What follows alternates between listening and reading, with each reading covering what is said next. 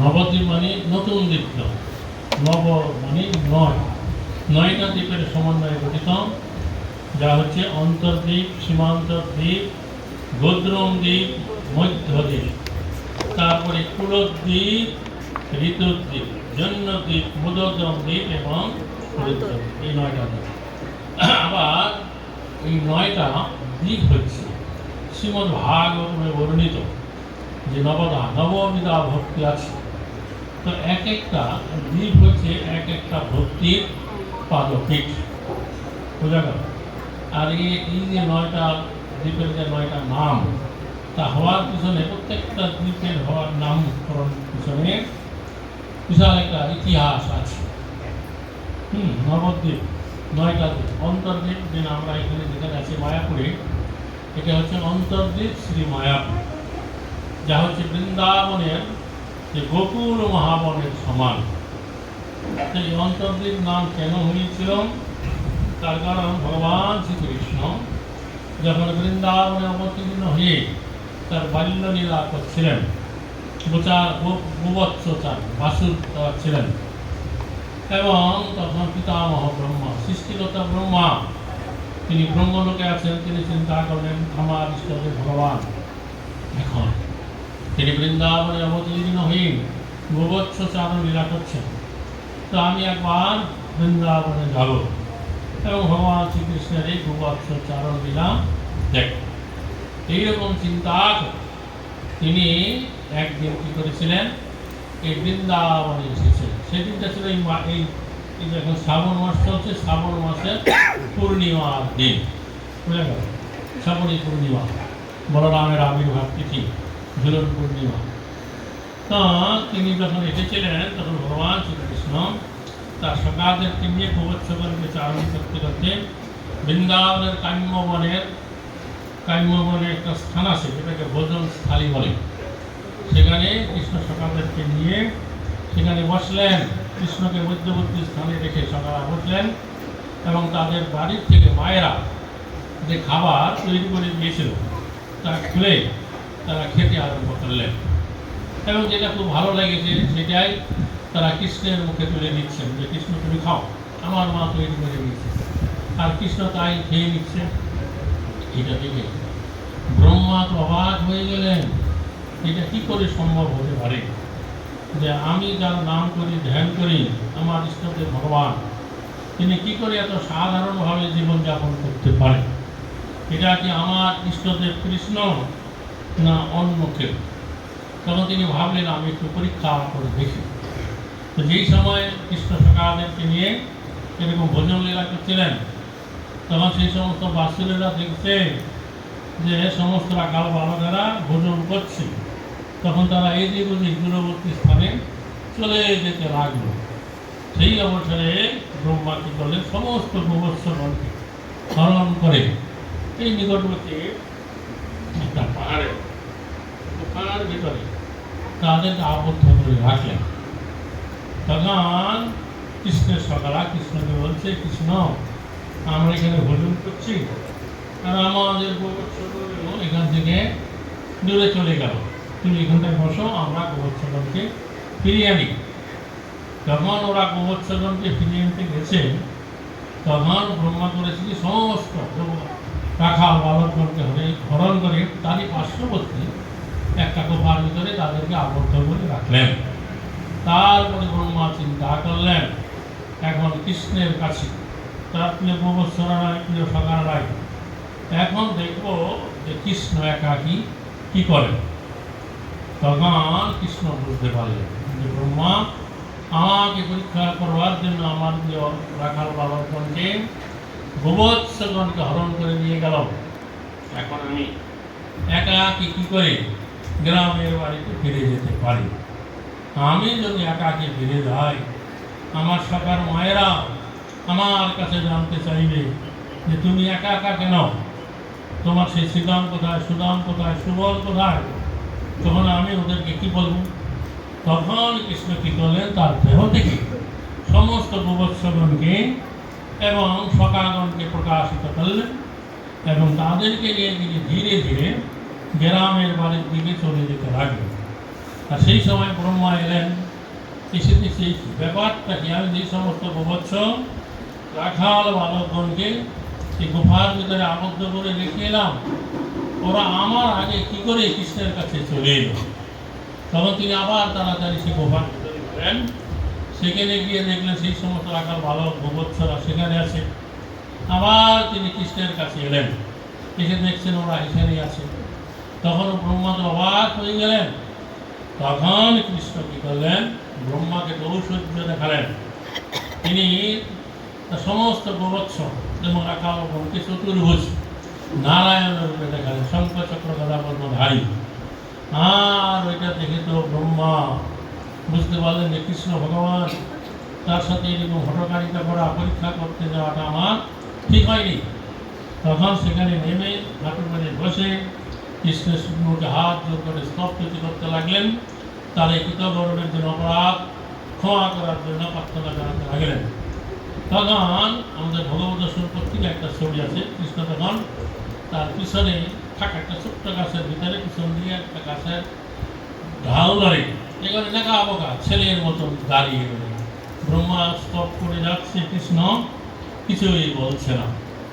অনেকক্ষণ পরে কৃষ্ণ ব্রহ্মাকে ক্ষমা করে দিলেন।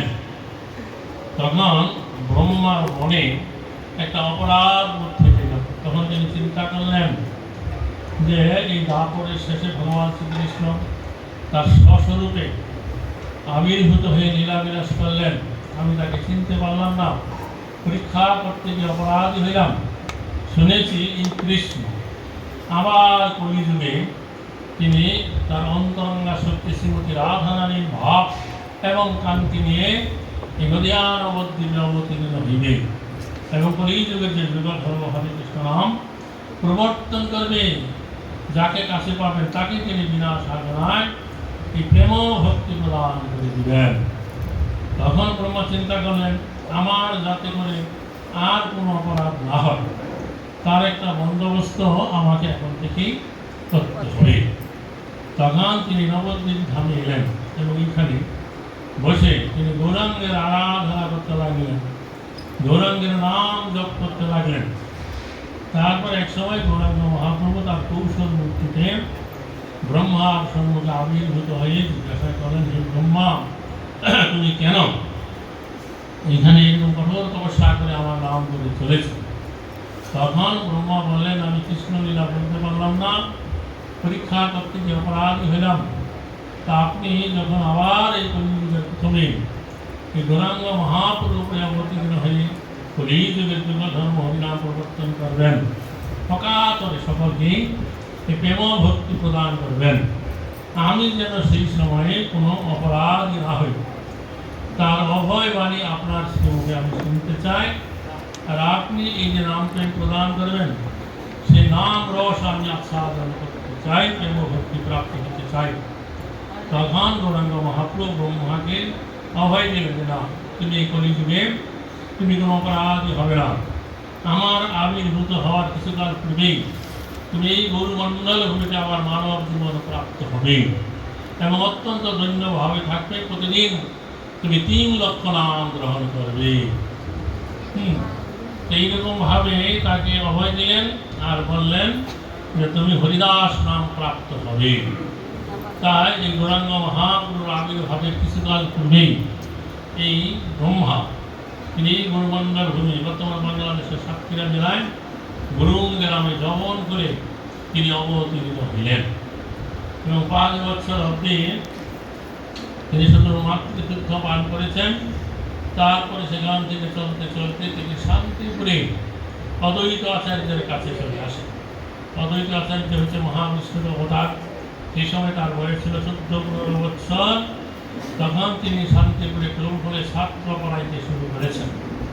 তার কাছে যখন চলে এলো তখন অদ্বৈত আচার্য বিষয় তাকে দেখে চিনতে পারলেন, স্বয়ং ব্রহ্মা তার কাছে চলে এসেছে। তার নিকটে রেখে তারপরে তাকে পড়াশোনা করালেন। যখন এই হরিদাস ঠাকুরের বয়স 14-15 বছর হয়, তখন এই অদ্বৈত আচার্য গোসাই তাকে গৌর কপিন বহির্বাস মালা তিলক প্রদান করেন এবং বললেন যে এখন থেকে তুমি গঙ্গার তীরে ঘুরে ঘুরে উচ্চ করে হরিনাম করো। তখন থেকে হরিদাসের গঙ্গার তীরে ঘুরে ঘুরে ইচ্ছে করে হরিনাম করতে লাগলেন, প্রতিদিন ব্রাহ্মণের গৃহে ভিক্ষা গ্রহণ করতে। তো যাই হোক, যেহেতু এই স্থানেতে ব্রহ্মা এবং গৌরাঙ্গ মহাপ্রভু তারা তাদের পরস্পরের অন্তরের কথা ব্যক্ত করলেন, যার জন্য এই দ্বীপের নাম হল অন্তর্দ্বীপ শ্রীমায়াপুর, যা হচ্ছে এই বৃন্দাবনের অভিন্ন গোকুল মহাবনে গৌরাঙ্গ বলে অত্যন্ত উদ্দণ্ড নৃত্য করতে লাগলেন। আর পার্বতী দেবী দেখে তো অবাক হয়ে গেলেন।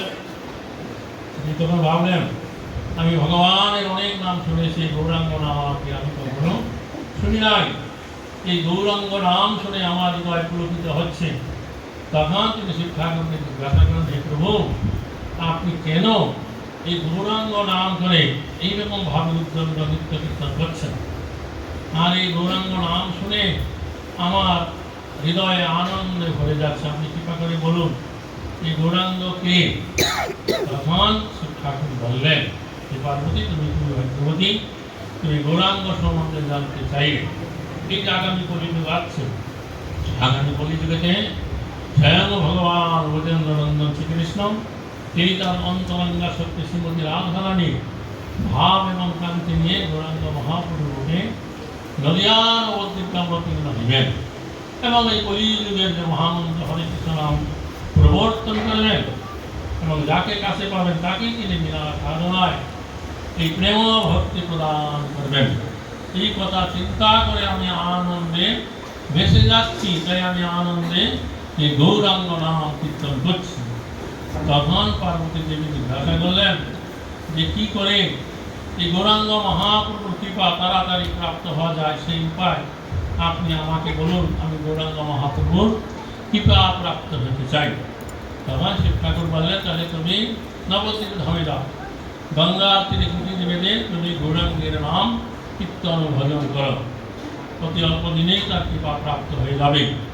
তখন এই পার্বতী দেবী এসে নবদ্বীপ ধামে গঙ্গার তীরে বসে কুটির বেঁধে সেখানে গৌরাঙ্গের নাম ভজনা করতে লাগলেন। এক সময়ে গৌরাঙ্গ মহাপ্রভু তার কৌশল মূর্তিতে পার্বতী দেবীর সম্মুখে আবির্ভূত হইলেন। তখন পার্বতী দেবী গৌরাঙ্গ মহাপ্রভুর চরণ ধুলা তার সীমান্তে ধারণ করলেন, যার জন্য ওই দ্বীপের নাম হল সীমান্ত দ্বীপ। মহাপ্রভু জিজ্ঞাসা করলেন, তুমি কেন এরকম ভাবে এখানে এসে আমার নাম জপ করছ? বলছে, আমি আপনার কৃপা প্রাপ্ত হতে চাই। আমি দ্বীপের বহির্মুখী কাজে নিযুক্ত আছি, লোকে বলেন যাহা কৃষ্ণ তাহা নাহি মায়ার বিকার, তা আপনি আমাকে কৃপা করুন। তখন সেই যে দ্বীপ তার নাম হল সীমান্ত দ্বীপ। দ্বীপ এক সময় কৃষ্ণের বয়স যখন 7 বছর, ব্রজবাসীরা বৎসরে একদিন কি করতেন, ধুমধাম করে এই ইন্দ্র পূজা করতেন। কারণ ইন্দ্র হচ্ছে বৃষ্টির দেবতা, তাদের ধারণা হচ্ছে ইন্দ্র যদি সন্তুষ্ট থাকেন তাহলে এই ব্রজভূমিতে ইন্দ্র বৃষ্টি প্রদান করবে, তাতে ঘাস হবে। আমরা গোপালন করি, ঘাস গাভীরা সেই ঘাস খাবে আর প্রচুর পরিমাণে দুগ্ধ প্রদান করবে। এই জন্য ওরা কিন্তু কার্তিক মাসে একবার করে ইন্দ্র পূজা করত। তো কৃষ্ণের বয়স যখন 7 বছর, তখন এই ইন্দ্র পূজার দিন শেষ রাত উঠেই ব্রজবাসীরা নানা রকম দ্রব্য জন্য ব্যঞ্জন পূজা পাঠা রান্না করছিল। কৃষ্ণ তখন তার তাকে জিজ্ঞাসা করলেন, আজকে কেন এরকম শেষ রাত থেকে সবাই এত রান্না বান্না করছে, ব্যাপার কি? তখন নন্দ মহারাজ বললেন, দেখো আমরা গোপজাতি গোপালন করি, ইন্দ্র হইতে বৃষ্টির দেবতা, সেই ব্রজভূমিতে বৃষ্টি দেয়, তাতে ঘাস হয়, সেই ঘাস গাভীরা খায় আর আমাদেরকে প্রচুর পরিমাণে দুগ্ধ দেয়, আমরা সেই দুগ্ধ বিক্রি করে জীবিকা নির্বাহ করি। তাই বছরে একদিন আমরা এরকম করে ইন্দ্র পূজা করে থাকি। তখন কৃষ্ণ বলে, না, এরকমভাবে ইন্দ্র পূজা করাটা ঠিক নয়, আমাদের কী করা উচিত, আমাদের গোবর্ধনের পূজা করা উচিত। গোবর্ধনে আমাদের গাভীগণ চলে বেড়ায়, সেখানকার ঘাস খায়, সেখানকার জল পান করে, কাজে ইন্দ্র পূজা না করে আমাদের গোবর্ধন পূজা করা উচিত। তখন কৃষ্ণ নন্দ মহারাজ বলে, তুমি যদি গোবর্ধনের পূজা করতে চাও তাহলে আরেকটা ভালো দিন দেখে করা যাবে। আজকে যেহেতু আমরা এই সমস্ত কাজ ইন্দ্রের জন্য করছি, তাই আজকে আমরা ইন্দ্র পূজা করি। তো কৃষ্ণ বলে, না না, এরকমভাবে সময় নষ্ট করার দরকার নেই, যা কিছু উপাচার সংগ্রহ হয়েছে তা সমস্ত কিছু নিয়ে চলো আমরা এখন গোবর্ধন করতে যাই। সেখানে গিয়ে একটা জায়গা সংস্কার করি, আমরা তার সেখানে এই অন্ন ব্যঞ্জন পিঠাপনা সাজিয়ে গোবর্ধনের উদ্দেশ্যে তা নিবেদন করি।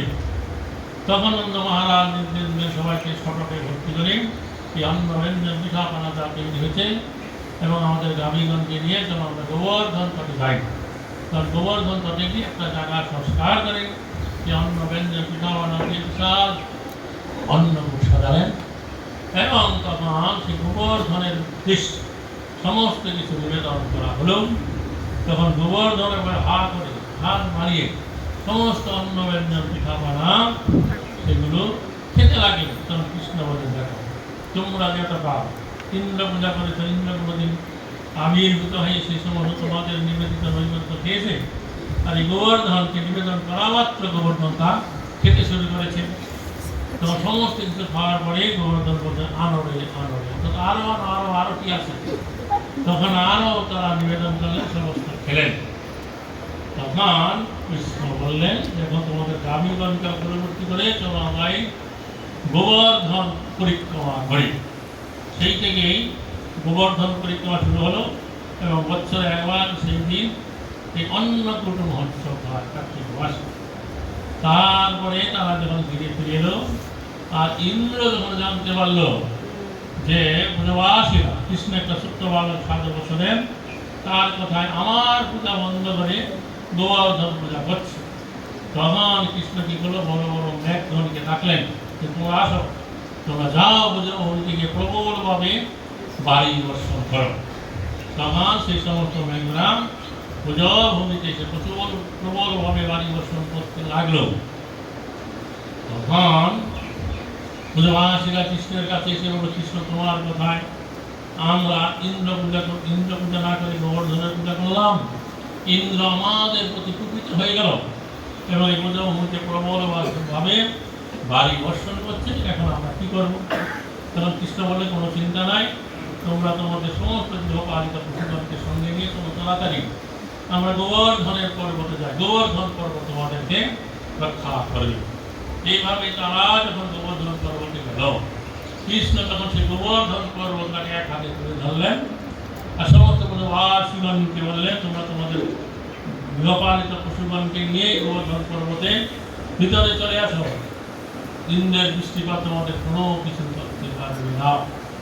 এভাবে তারা সেখানে ঢুকে গেলেন, ইন্দ্র এক হাতে গোবর্ধন পর্বতটাকে তুলে ধরলেন। 7 দিনে এরকম দৃষ্টিপাত হতে লাগলো, তথাপি ব্রজবাসীগণকে ইন্দ্র কিছুই করতে পারল না। তখন ইন্দ্র বলতে বলে যে কৃষ্ণ ভগবান, তার সাথে এরকম হটকারিতা করাটা ঠিক হয়নি। তখন তিনি ব্রজভূমিতে দৃষ্টিপাত বন্ধ করে দিলেন আর কৃষ্ণকে একটা আসনে বসিয়ে তার যে বাহন ইরাবত, তার দ্বারা গোবিন্দ কুঞ্জের জল তুলে তাকে অভিষেক করে তার স্তবস্তুতি করলেন, ক্ষমা চাইলেন, কৃষ্ণ ক্ষমা করে দিলেন। তথাপি ইন্দ্রের মনে একটা অপরাধ বোধ থেকে গেল। তখন তিনি সুরভী মাতা গাভীর কাছে গেলেন যে আমি কৃষ্ণলীলা বলতে পারলাম না, যে গৌর লীলা আমি কী করে বলবো? যে মাতা তুমি একটা উপায় করো, যে আগামী কলিতে যখন কৃষ্ণ গৌরাঙ্গ রূপে অবতীর্ণ হইতে লীলা করবেন, তখন যেন আমার আর কোনো অপরাধ না হয়। তখন সুরভী মাতা কাজে বললেন, তাহলে চলো আমার সাথে নবদ্বীপ ধামে চলো, সেখানে গিয়ে আমরা গৌরাঙ্গের আরাধনা করবো। তখন সেই সুরভী মাতা কাজী ইন্দ্রকে এনে যে জলঙ্গি নদীর দক্ষিণ পাশে যে পাশে সেখানে বিশাল একটা অসত্য বৃক্ষ ছিল, তার নিচে বসে তারা দীর্ঘদিন গৌরাঙ্গের আরাধনা করলেন। গৌর শব্দের মানে যার জন্য সেই বৃক্ষের নাম হল কুদ্রম।